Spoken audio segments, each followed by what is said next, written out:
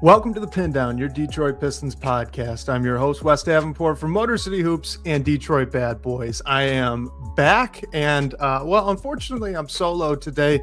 So this will just be a quick hitter episode for us. We wanted to make sure that we got something out for you guys just to briefly discuss that Cade Cunningham injury, and we did kind of delay this one on purpose. Wanted to give it a couple of games just to see what that immediate impact of Jalen Duren taking more of that focal point of the offense role would look like. But before we even dive into any of that, I kind of want to give a bit of a half-hearted apology from Blake and I. So my wife and I, we welcomed our first child into the world just 3 weeks ago on yesterday. So on Saturday, 3 weeks ago. And then now Blake and his wife have welcomed their second child into the world as well. So it's been a busy couple of weeks here behind the scenes for the Pindown for both Blake and I. So we are sorry for missing a couple of these recent episodes that we normally would have done, but also, at the same time, family first, right? So we're not that sorry for missing these episodes. We know what's most important, and we're making sure to adjust our schedules accordingly. So big time congratulations to Blake and his wife. Funny enough, actually both of us joined the Girl Dad Club, so excited about that. But yeah, we'll be back to a more normal schedule here moving forwards. I'm planning on hoping to find a guest for this upcoming week's next stream, and then after that, I think Blake might be able to be back. Don't want to speak for him. We haven't talked about that yet, but want to make sure that I can give him the exact amount of time he needs to get himself all sorted out now with the second kid, get that home adjustment all done on their end, which he just allowed for me as well. So I want to make sure I give him that same flexibility and kindness. So maybe he's back in a couple weeks, maybe not. We'll see, whatever he needs, right?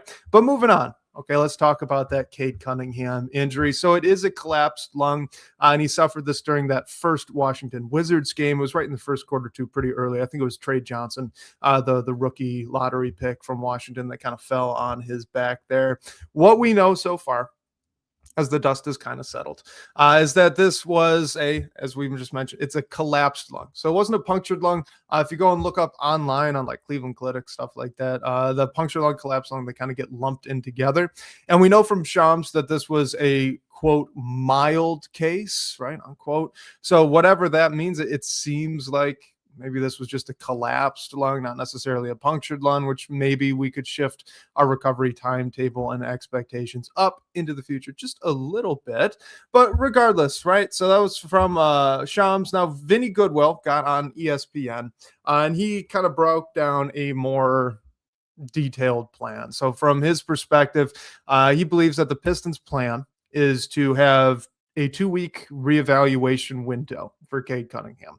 At the end of those 2 weeks, to then have a week of non-contact conditioning basketball activity. And then after that week, assuming that all goes well, to have one more week of full contact, getting his legs back under him, getting him ready to go.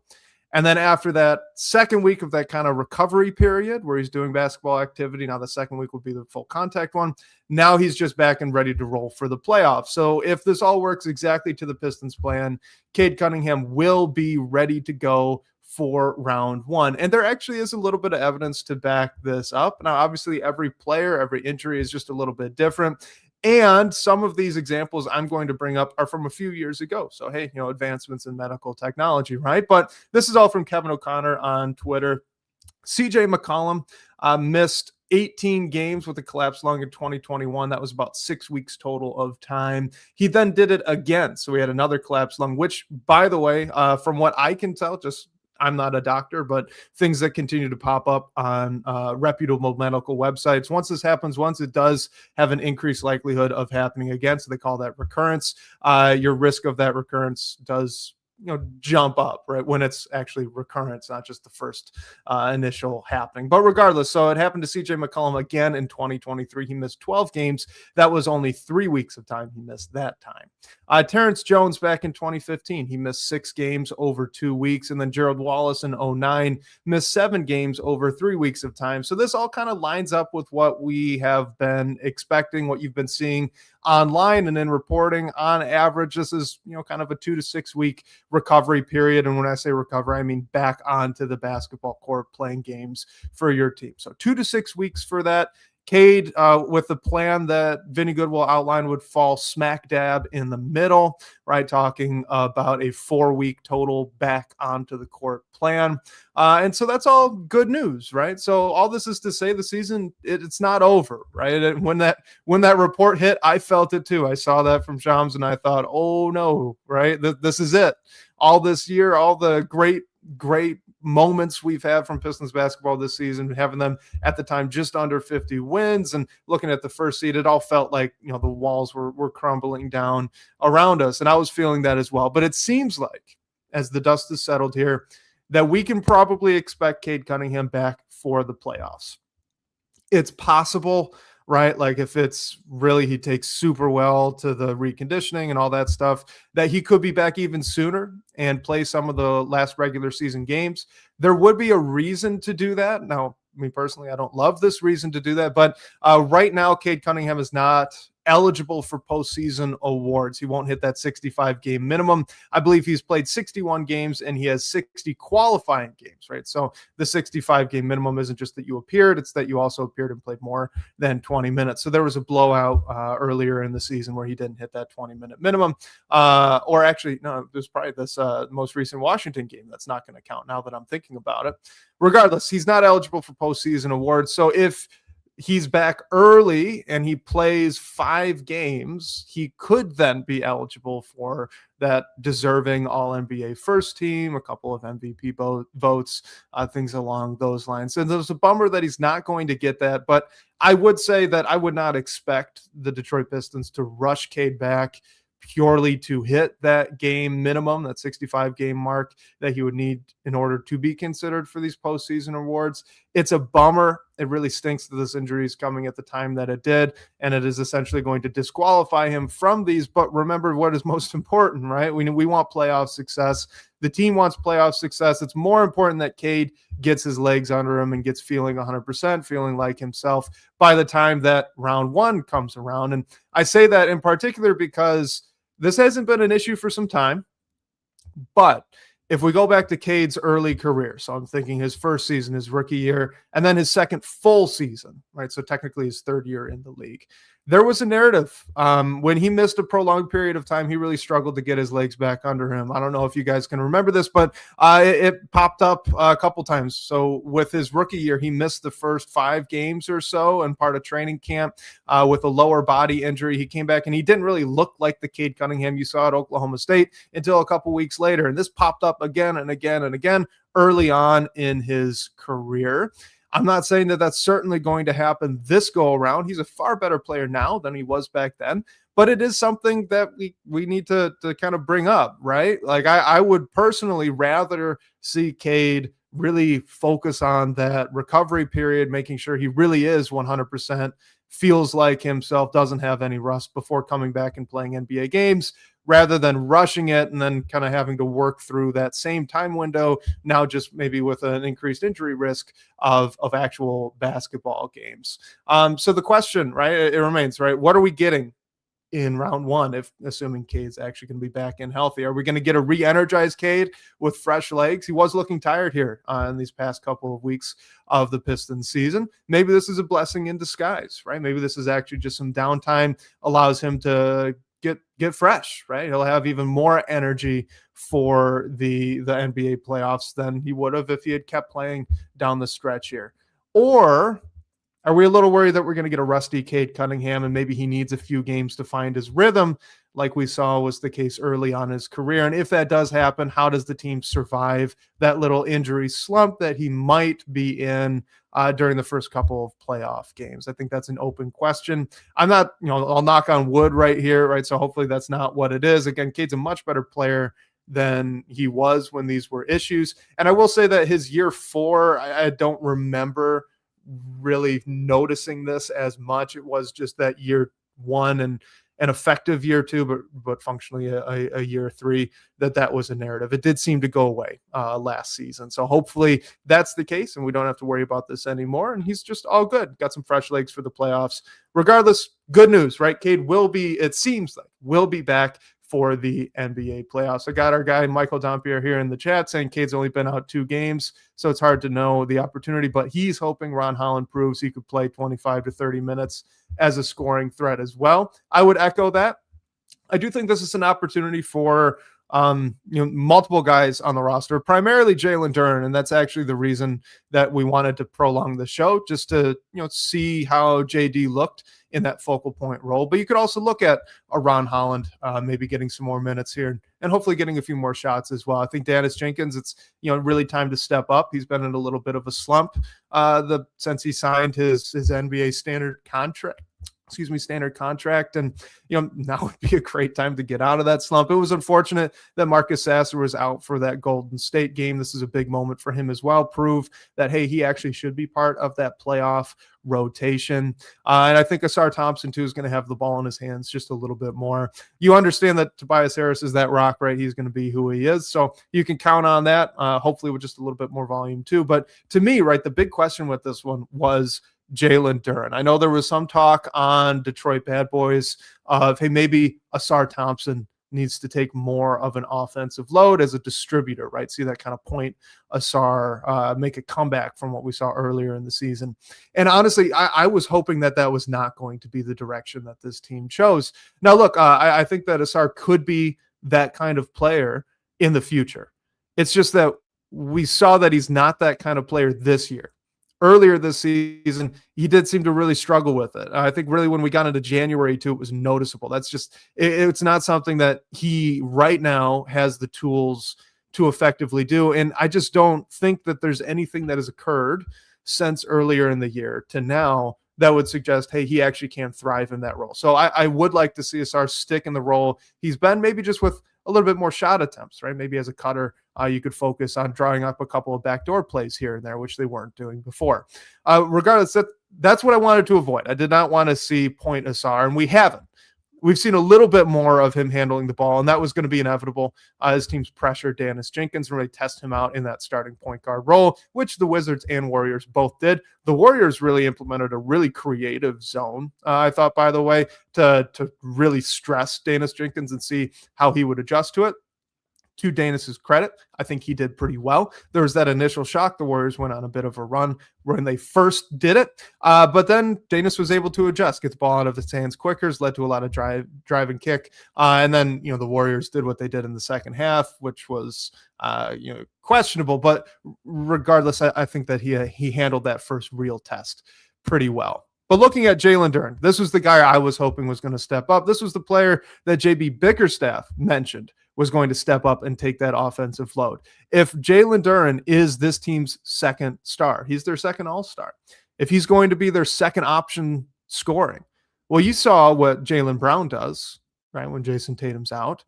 You see what other second options do when their star player's out. They step up. They take that lead role, and they run with it. And I was really curious to see if that's what Jalen Duren's going to be, right? He's the man now, and he's going to be the man the rest of this season. The offense really needs to run through him. He's the best threat that they have. So how does he respond? And early returns, again, only been 2 games. Really promising.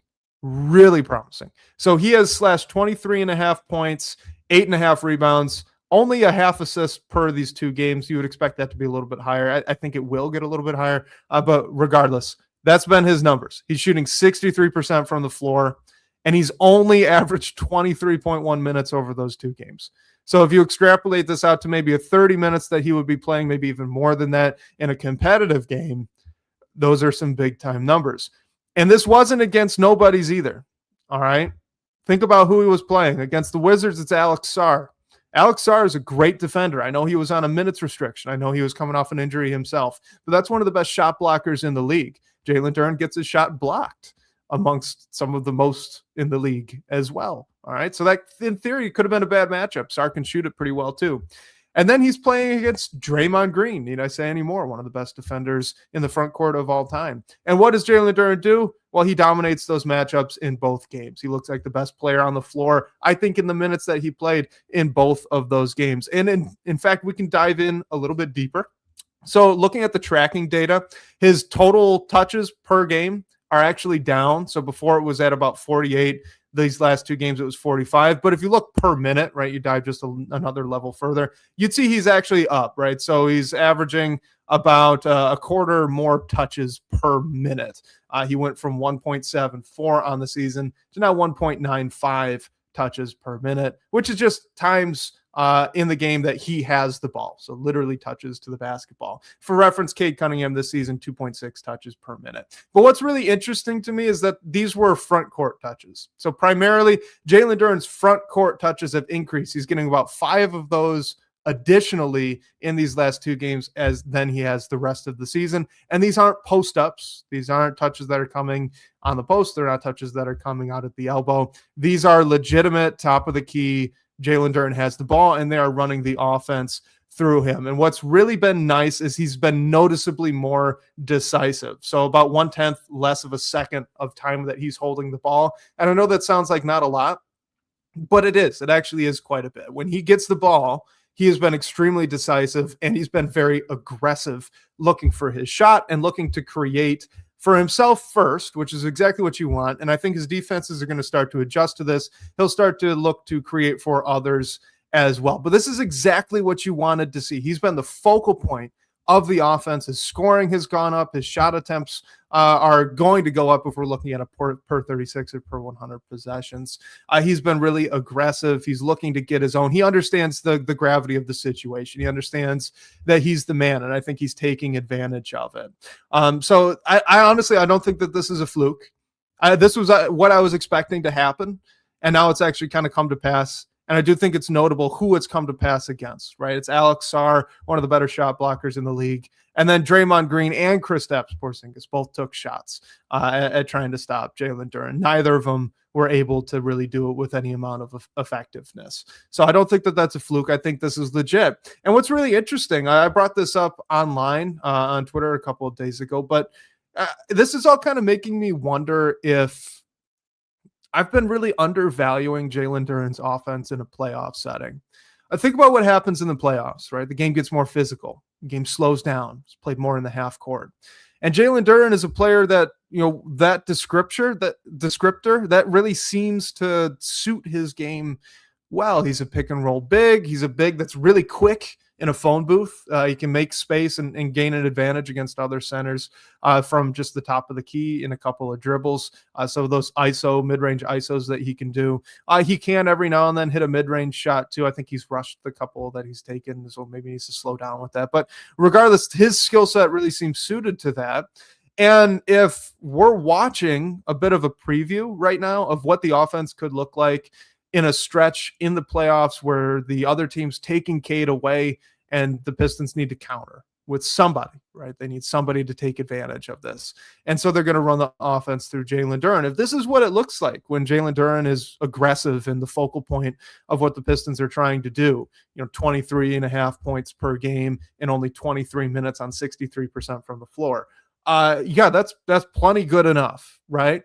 And so what I've been thinking is, have I just undervalued what Jalen Duren can do in a playoff context? So much focus has been on, can he really be that second star? And there's a lot of question with that. The Pistons need another 20-point scorer next to Cade to take that pressure off, but he might just be a bankable 20 points per game or more in the playoffs. And if that's the case, I mean, shoot, that looks really good. And if we're getting a preview of that, then Duren's actually getting that experience now in March and April, which is far less pressure than you would actually see in the playoffs in round one, where, each basket means just a little bit more. So all this is to say, that it's possible. I don't want to say for certain, but if we're going to take a glass half full approach and viewpoint on this Cade Cunningham injury, I would say it's two things. One, Cade was looking a little tired. So this is time off, right? He gets to rest, he gets to recover, he gets to recondition, bring himself back in to that full basketball shape. He's not going to miss a lot of time, probably about just a month of NBA basketball time. And when he comes back, he should have fresh legs. He should be energized. And that was a concern, actually, that I had for this team going into round one, was just how tired Cade was looking these past couple of weeks. So that's one. And if that comes to pass, then that's wonderful. The second is that we're getting a preview here, right? We're actually getting to see what the offense looks like as it is run through Jalen Duren, which it will presumably be for stretches during the playoffs. And guess what? Against really good defenders, 2 really good defenders so far in 2 games, it looks really good. It looks like he can really handle that scoring load. We'll see how defenses adjust and how he adjusts to those defenses down the stretch here. But early returns are really strong. So maybe this is a proof of concept entering into the playoffs and a bit of a confidence boost, experience gainer for Jalen Duren that we just simply were not going to have unless Cade was going to be out for some period of time. You would have wished that was just rest games, right? And that it wouldn't have been an injury. But given that it is an injury, we're getting to see it now. We're going to get to see it for about a month of basketball time. And that's actually really pretty good, right? Really pretty good to get this proof of concept before the playoffs actually come around. So with that, I think we'll wrap this up. Again, our plan here this upcoming week to do a regular long form show, get your guys' questions in, all that good stuff. Again, check the voicemails.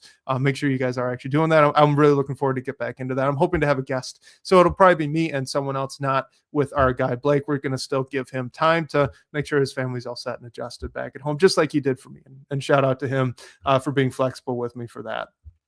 Make sure that you guys do like and subscribe. It does really help us grow the show. So like and subscribe on podcast platforms, on YouTube, all that good stuff. It does really help us out. Be sure that you go ahead and call that number, leave a voicemail for us. We'll play that out on the show. That number that you can call to leave that voicemail question or just speak your mind to an extent. Don't just ramble on for 5 minutes, but if you keep it under a minute, we'll play it anyway and talk about what your thoughts were. So it doesn't have to be a question, but regardless, that number 313-355-2717. Of course, a special thank you to Sean Corp, the managing editor of Detroit Bad Boys, for supporting the show. Special shout out and congratulations to Blake Silverman and his wife on their second child. Super exciting for them. And a shout out to you guys, as always, for asking great questions, having great talking points. Shout out to Michael here in our live chat for popping in, even though I scheduled this live stream about 5 minutes before I actually hit go live. So shout out to him for being eagle-eyed and picking up on that. And shout out to all you guys who jump into our live streams when we do them. We always appreciate reading your guys' comments and pulling them up on the screen and just talking some hoops with all of you. And of course, shout out to the listeners on podcast platforms as well. We love you guys too. We'll catch you next week, whether that's on your commute or live with us on YouTube. We can't wait to talk more Detroit basketball with you.